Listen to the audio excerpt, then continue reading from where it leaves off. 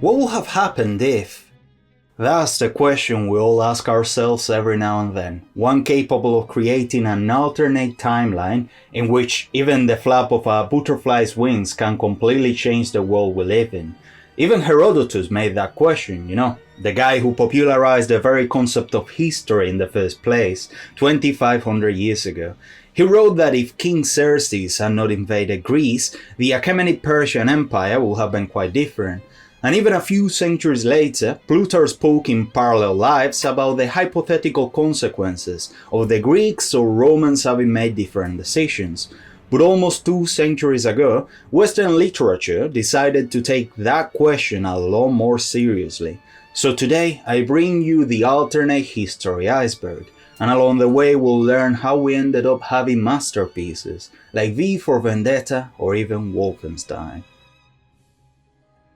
The Great French Army invaded Moscow in September of 1812, but the fire that was set by the Russians burned itself out. Later, Napoleon triumphed over Russia at the Battle of Novgorod. The Tsar was forced to impose Roman Catholicism, and the year 1813 ended with the pacification of Spain and reconciliation with the Pope. Great Britain was conquered and turned into a French province. Russia, Prussia, Sweden and the Ottoman Empire joined forces in 1817 for a final display of honor, but as you can probably guess, the Great Army defeated them. Europe was completely conquered and Napoleon reorganized it. He transformed kings into a kind of revocable prefects and imposed administrative centralism everywhere, absolutism, as he wanted it. Napoleon decided to conquer Asia, which, along with Africa and Australia, was completely subjugated. And finally, a Pan-American Congress decided to hand over sovereignty of the new continent to Napoleon on March of 1827. And thus the universal monarchy was founded. There was no longer any place on earth that escaped Napoleon, nor anywhere one could be free. Napoleon ruled over the world, owning everything, every object, every pleasure, every form of validation. He died the 23rd of July of 1832 at the summit of the earth, and yet he still managed to die alone. Napoleon and the Conquest of the World is considered the first fully fledged uchronian novel, written by the French author Louis Napoleon Joffre in 1836. So as you can see from this very first example, alternate history as a genre is basically fan fiction,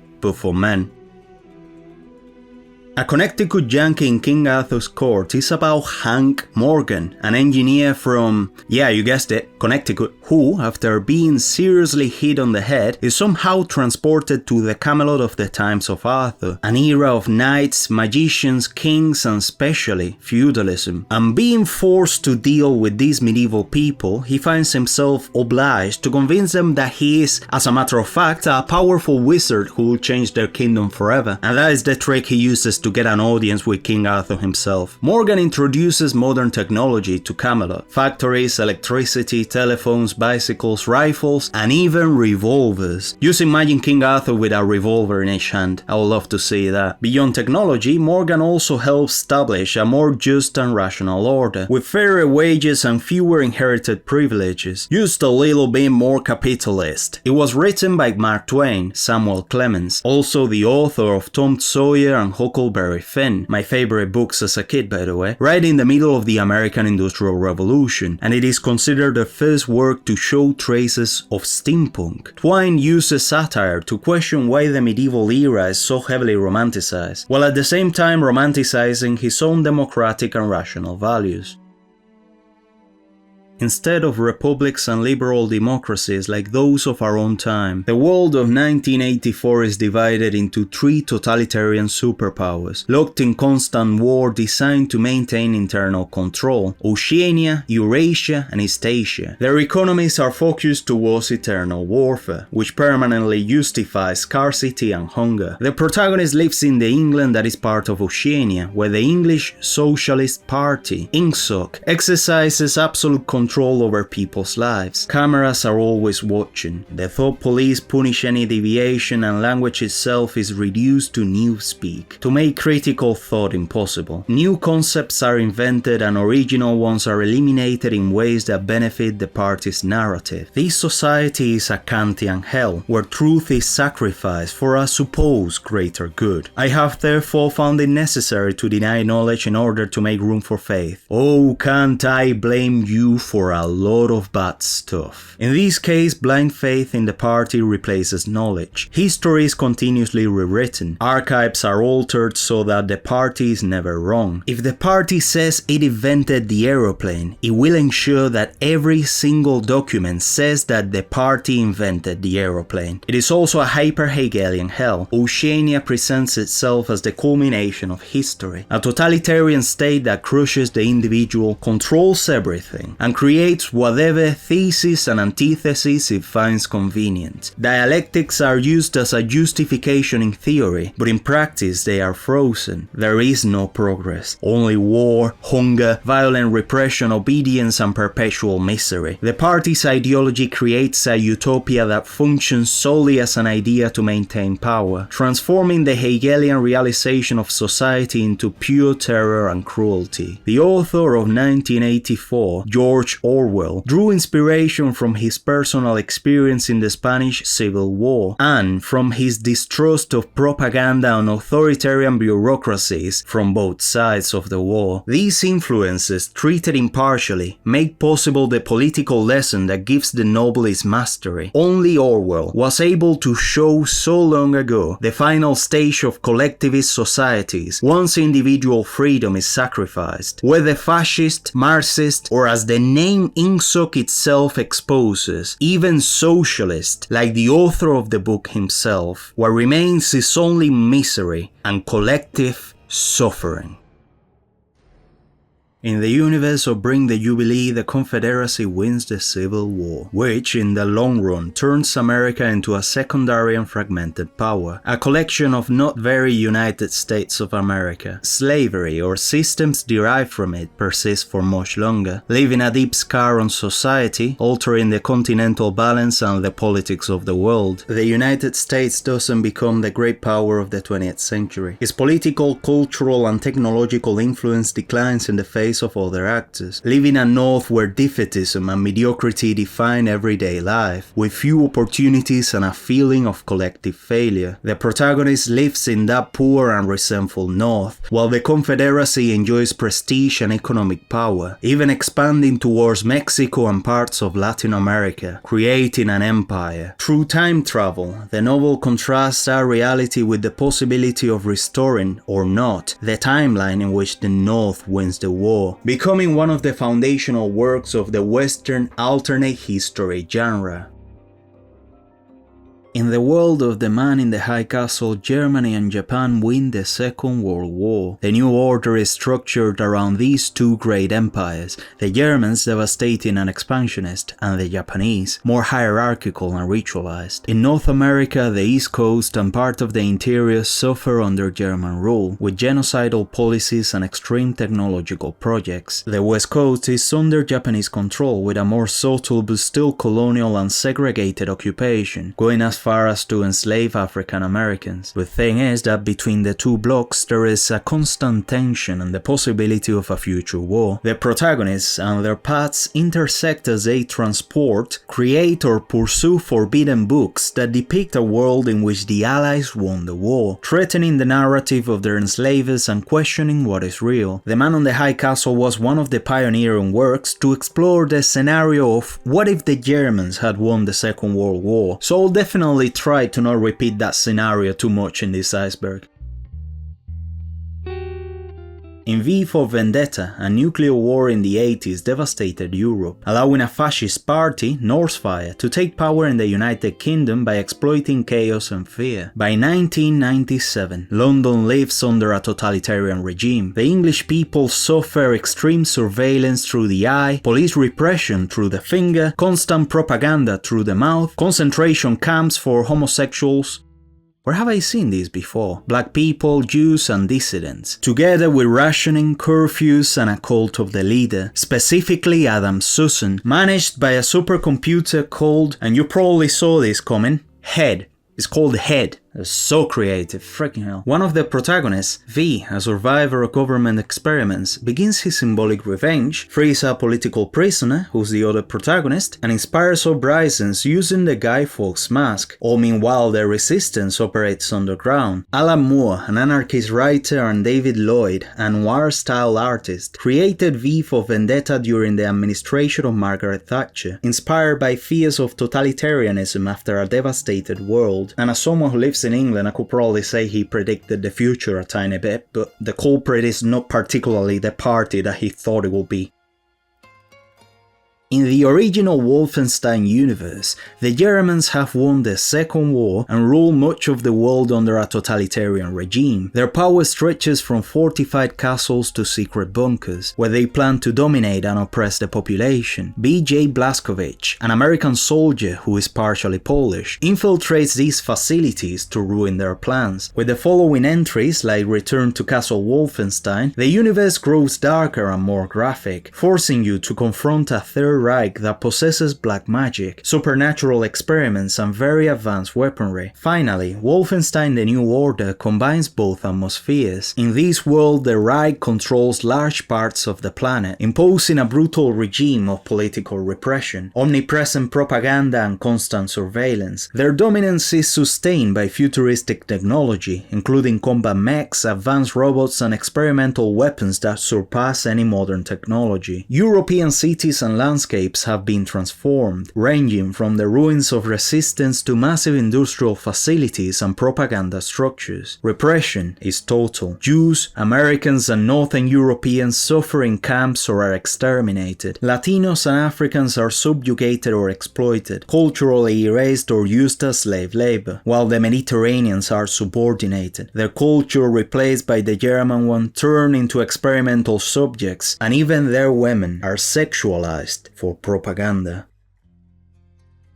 In Red Alert, Albert Einstein manages to travel back in time to 1924 and assassinate Adolf via handshake, preventing the rise of National Socialist Germany. And thus, with Germany out of the way, the Soviet Union invades Europe and dominates a fair amount of Eurasia with Tesla tanks for some reason and early nuclear weapons. And on the other side, the Allies, the United States and the United Kingdom, I've never realized how similar those names are, defend their territories with advanced technology like chronospheres and futuristic air forces. Society is permanently militarized and saturated with propaganda. In the universe of Red Alert, you encounter everything from Soviet Tesla punk to Western futurism, and time travel creates endless conflicts and a constantly branching timeline. A multiverse of violence, not only perpetual but also transdimensional. Among the protagonists is, ironically, Marshal Gunther von Essling, a German officer who serves as Commander-in-Chief of the European Armed Forces and apparently is the leader of the military junta governing Europe. But come on, let's be honest, without National Socialism, 20th century Germany will have been god tier. And in case you're curious, the plot of the following games revolves around Soviet officers traveling back in time to kill Einstein and thus weaken the Allied powers. And this time, they actually succeed, but the resulting power vacuum allows the Japanese to become stronger, creating a Japanese empire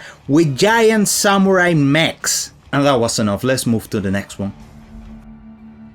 Fallout is set in an alternate timeline in which the Cold War simply never ended. Technology advanced along a different path. America developed domestic nuclear power, vacuum tube computers, and the retro-futuristic 1950s aesthetic stayed for over 100 years. The 23rd of October of 2077, a global nuclear war destroyed civilization in a matter of hours. Almost a century later, in 2161, the world is a radioactive wasteland. The protagonist, the Vault Dweller, gets out of Vault 13 to find a watered ship that will prevent the death of their community. On the surface, humanity survives among ruins, improvised cities, violent tribes, immortal ghouls who are super mutants created by pre-war experiments, and also ideological factions like the Brotherhood of Steel, a technocratic cult obsessed with safeguarding military technology, to prevent humanity from destroying everything again, the New California Republic, which is obviously a republic, an expansionist state that attempts to democratize but ends up falling a bit into corruption, or the Enclave, a cartoonishly evil remnant of the American government, totalitarian and ultranationalist. The tone is peculiar, cynical and morally grey. War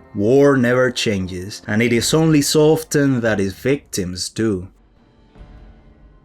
BioShock takes place in 1960 in Rapture, an underwater city built by Andrew Ryan in 1946 as a meritocratic utopia, free from governments and social restrictions. No gods or kings, only man. Designed to attract scientists, artists and entrepreneurs, Rapture sought to be a space where individual ambition and creativity could flourish without regulatory limits. What is often forgotten is that in its early years, Rapture is an absolute success, a fertile garden of innovation, freedom and effort across all intellectual fields. However, the introduction of Adam, a genetic agent that allows inhabitants to gain plasmid powers, destabilized society. Addiction to and abuse of Adam led to madness, turning many into violent, uncontrollable splices. The internal war between Ryan and Frank Fontaine causes the city to collapse into chaos. Jack, the protagonist,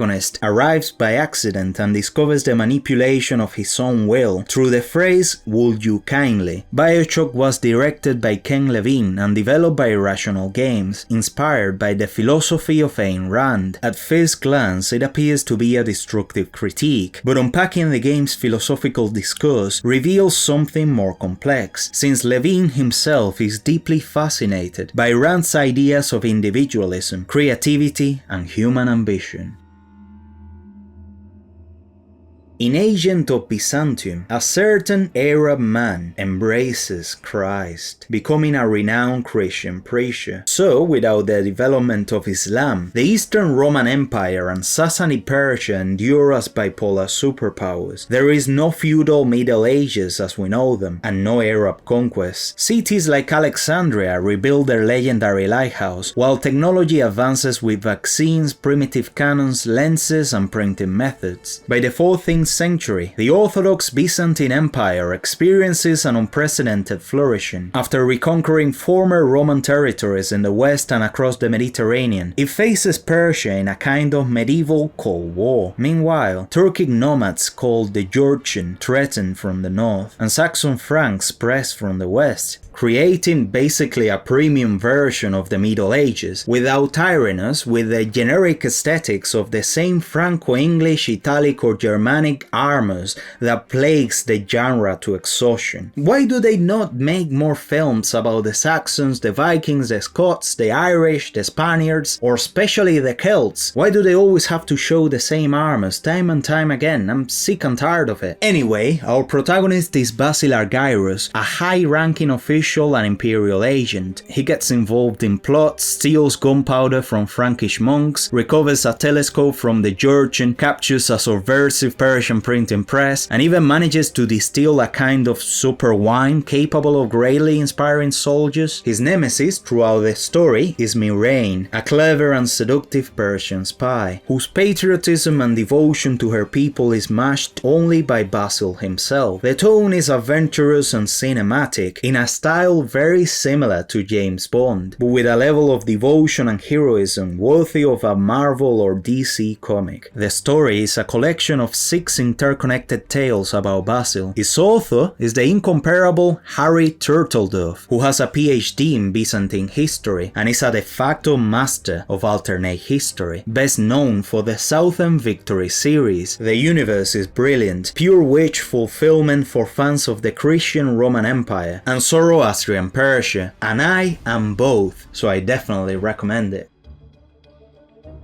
During the Victorian era, Charles Babbage completes the analytical engine, triggering a technological revolution a century ahead of schedule, an age of computation, bureaucracy, and automation. Traditional aristocrats now see themselves forced to coexist and compete with technocrats who manipulate information and calculation networks to increase their personal power. Steam and mechanics intertwine with everyday life. Steampunk permeates everything. Factories full of gears, technological districts, and calculation centers allow precise censuses, economic planning, and detailed supervision of workers, while the clackers, who are mechanical hackers, challenge the system. The British use their technological advantage to dominate commercially and militarily. Lord Byron leads Great Britain after surviving the Greek War of Independence, and Benjamin Disraeli becomes a tabloid writer. The British Empire thus emerges even more powerful, reinforced by mass surveillance, data control, and a technical and business elite. Although there is obviously progress, underlying tensions point towards future crises and military conflicts. This was the first full steampunk work in history, courtesy of William Gibson and Bruce Sterling, also key figures in cyberpunk and speculative science fiction, and we owe them much of the steampunk seen in video games, animation, and cinema today. Even Arcane draws heavily from them.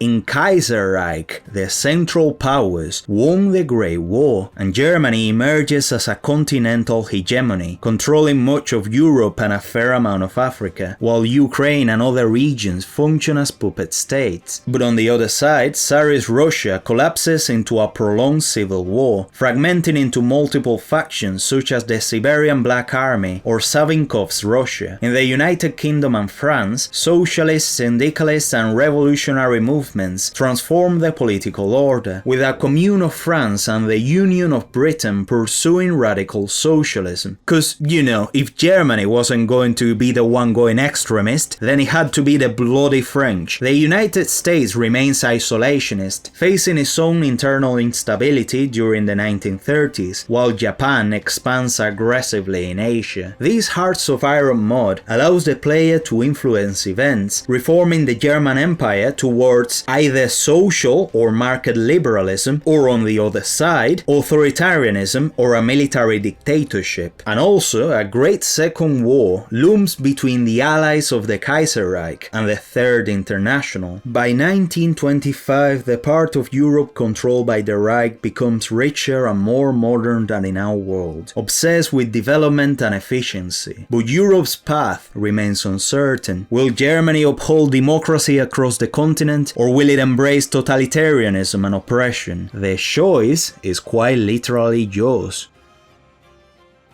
In a timeline in which the British Crown took refuge in the 13 colonies, much of the world has come to be dominated by the Britannian Empire, a militarized and expansionist North America that has conquered large parts of the planet and renamed them as numbered areas, including Japan, Area 11. Society is rigidly divided into a racial hierarchy. Britannians enjoy absolute privileges, while the colonized Japanese, known as 11s, live under oppression, monitored by soldiers and mechs called nightmare frames. Local culture is repressed, music, literature, and traditions are erased, while state organs control resources, and artificial festivals provide distraction, literally covering oppression with bread and wine. Global geopolitics are riddled with conflict, sometimes indirect, through proxy wars and strategic alliances between great powers like the Chinese Federation or the European Union. I've seen some sources that call it the United States of Europe, which really gives it a bit of a poetic touch. Looking at the map gives me deja vu. Is it just me, or does it resemble the map of 1984? Rebel groups such as the Black Knights, led by the Britannian Lelouch v Britannia, the protagonist, emerge as internal resistance, exploiting Britannia's own military and political structure as well as its corruption to challenge its rule. Also, is my favorite anime of all time, so I definitely recommend it.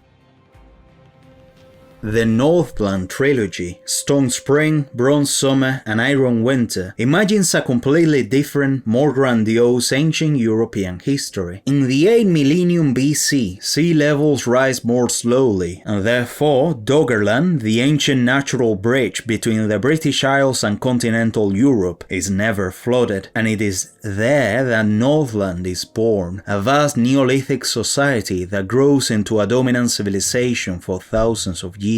Protected by enormous dikes, like the mythical Wall of Alba, these northern Europeans develop advanced agriculture without the arrival of Anatolian farmers, who, in our real prehistory, brought livestock and most of the grains to northern Europe, although there were some wild grasses in northern Europe before they came. They develop amber and tin trade, canals, walled cities, and an organized shamanic spirituality. At first, society shows strong matriarchal traits, but over time, harsher hierarchies emerge, driven by internal conflicts and constant wars against southern peoples and Indo-European migrations. But turns out that the climate is the great invisible antagonist of the story. Across generations, this civilization survives famines, extreme cooling, and finally, the brutal glaciation of the Iron Winter, which pushes it to the brink of collapse. This universe has other intriguing aspects. For example, the Hittite Empire and Mycenaean civilization don't fall as early in this timeline, avoiding the Bronze Age collapse. Northern Europe ends up becoming a central cultural and technological region for humanity, with complex societies, advanced trade, and even expansion into other territories, making Northern Europe far more significant in prehistory and the Metal Ages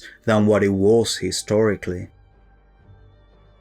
Let's return to the 15th century BC, to the time of Amenhotep II and Moses, in which the latter finds himself unable to reach Canaan. Jesus never happens, Islam never expands, and without Judaism, Christianity, or Islam, Rome ends up dominating much of the planet. Free from ethical restrictions and uninfluenced by altruistic philosophy, Rome is able to defeat the Parthian Empire, conquering parts of India and even beyond. Roman polytheism remains as the dominant religion. Temples to Mars, Jupiter, and pagan rituals permeate public life across the world. Its history is told in pieces, like a mosaic. In 579, ambassadors observe brothels, Africa and Arabia are integrated into the empire, Trajan VII sails the world in 1790, Emperor Demetrius undertakes mega projects and faces French rebellions. Rome's decline is cyclical. Corruption, purges, and bureaucracy stall its progress. Without monotheism, crusades, or reforms, Rome ends up ruling over most of the world. By the modern day, the Roman Empire is still led by an elitist caste, with the majority of humanity still suffering unequal rights, a great part of which are still enslaved, giving a completely different and decadent tone to human history. Eventually, a Hebrew community in Egypt attempts to build a rocket and reach Mars, leaving behind a sad, cruel, and suffering world. And although history doesn't repeat itself, it definitely rhymes, and their exodus fails. Rome is, just like its darkness, eternal. And that's it. Thank you so much for watching. That was quite a fun video to make, to be honest. The next one will be about the Elamite civilization, and the second part of the iceberg should come out in a few weeks. It's been a pleasure, as always. Ciao!